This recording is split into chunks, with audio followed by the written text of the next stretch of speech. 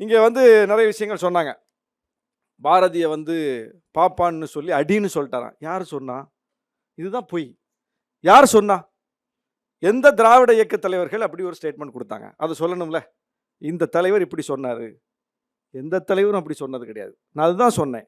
உ.வை.சாவை நீங்கள் போற்றினீர்கள்னு கேட்டார். இப்போ எடுத்து பார்க்குறேன், முதலமைச்சர் உ.வை.சாவுடைய தமிழ் அகராதி நாட்குறிப்பு எல்லாத்தையும் 2022ல் நூலாக வெளியிட்டிருக்கிறார். போதுமா? நீங்க பாரதிதாசன் கவிதைகளை மோடி வெளியிட்டார் காட்டுங்க. உங்களால் அதை தொட முடியாது. ஏன்னா அது நெருப்பு துண்டு.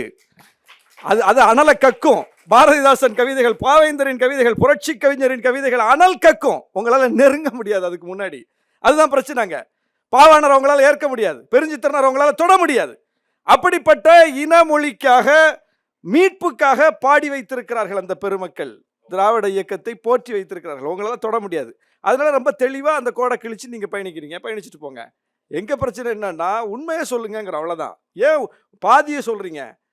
உண்மையை சொல்லுங்க. உண்மையை சொன்னா தர்க்கம் பண்ணலாம், ஆரோக்கியமான விவாதம் நடத்தலாம்.